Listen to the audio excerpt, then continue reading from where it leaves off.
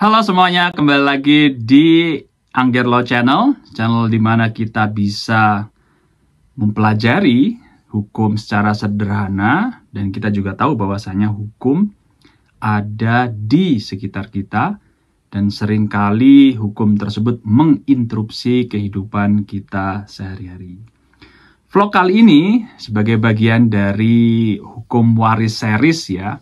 Kali ini kita akan membahas tentang salah satu pihak yang ada di dalam pembagian harta warisan, yaitu si calon para ahli waris. Nah, vlog kali ini kita akan membahas 3 hukum yang ada di Indonesia yang membahas tentang hukum waris yang berkaitan dengan ahli waris ini. So, ikuti terus vlog ini agar kita paham siapa sih sebenarnya ahli waris yang sah, yang bisa mendapatkan harta waris dari si pewaris. Sekelumit persoalan sengketa harta warisan dihadapi oleh berbagai publik figur seperti artis maupun keluarga konglomerat ternama Indonesia. So, seperti yang kita tahu, bahwasanya ada 3 hukum waris yang ada di Indonesia, yang ketiga-tiganya juga berlaku di Indonesia. Nah, kali ini kita akan membahas ahli waris dari sisi kitab Undang-Undang Hukum Perdata. Seperti yang kita tahu, bahwasanya dalam KUH Perdata itu terdapat adanya beberapa golongan ahli waris. Ada 1 sampai 4 ya.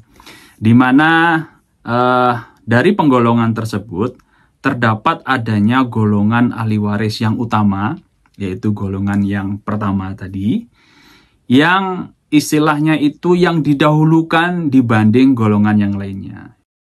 Sebagai contoh nih, jika si A ini meninggal dunia, dan semasa hidupnya ini beliau ini menikah dengan 1 orang istri dan memiliki 2 orang anak, maka yang menjadi ahli waris utama, yaitu yang di golongan pertama ini adalah istri atau pasangan hidup yang terlama beserta anak-anaknya.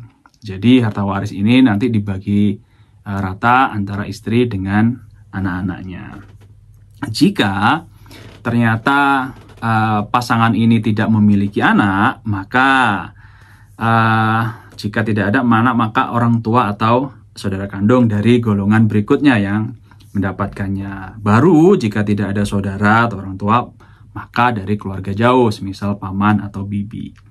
So, dari sisi KUH Perdata ini ya bro, kita bisa lihat bahwasanya yang dilayani pertama kali adalah keluarga yang terdekat dulu. Nah, hukum waris yang kedua adalah hukum waris Islam. Nah, bagaimana perbedaannya dengan hukum KUH Perdata yang kita sebutkan di awal tadi?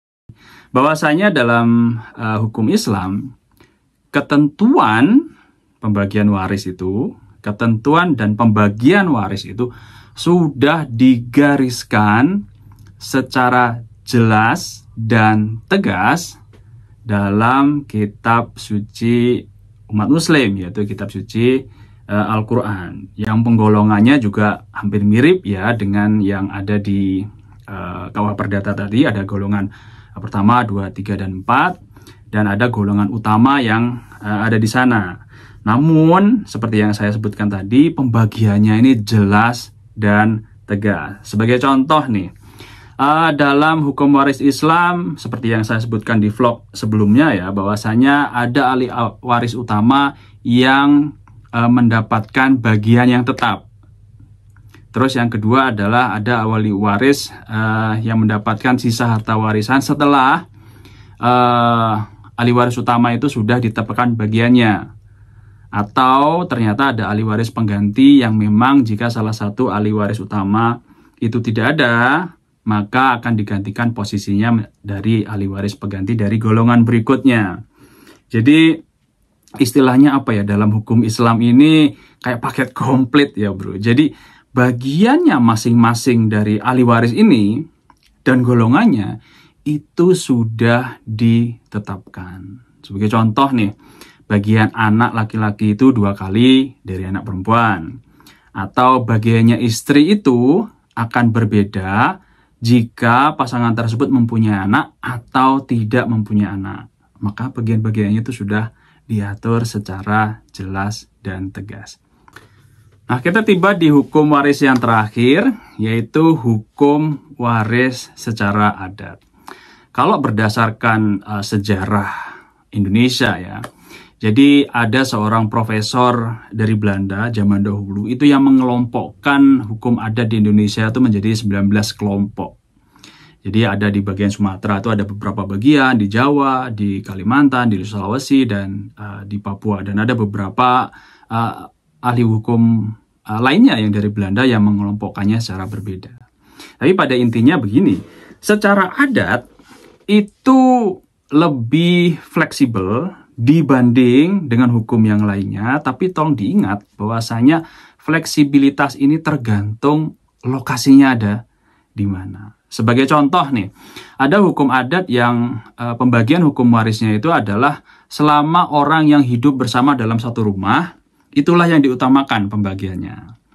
Atau kalau secara hukum adat patrilineal, maka yang secara laki-laki ya, jadi keturunan laki-laki saja yang mendapatkan bagian atau mendapatkan bagian lebih besar dari garis keturunan ibu yang cewek. Atau kalau secara hukum adat matrilineal yang di sisi dari ibunya ya, maka bagian wanitanya itu lebih besar. Semisalnya kayak hukum adat yang ada di Sumatera Barat, mereka di mana harta pusakanya ini diturunkan kepada yang cewek, sedangkan mungkin harta pencaharian dibagi yang ke cowok. Tapi pada intinya adalah kalau dalam hukum adat ini bisa dibilang fleksibel, tapi tergantung kebiasaan di daerah dan adat istiadatnya masing-masing. So, jangan lupa kalau Anda membagi warisan secara hukum adat, jangan lupa untuk mencari tetua adat yang ada di sana yang memahami konteks pembagian waris ini lebih baik. Saudari, keseluruhan vlog tadi, apa kesimpulan yang bisa kita dapat? Ada 3 hal utama yang bisa kita dapatkan dari vlog kali ini.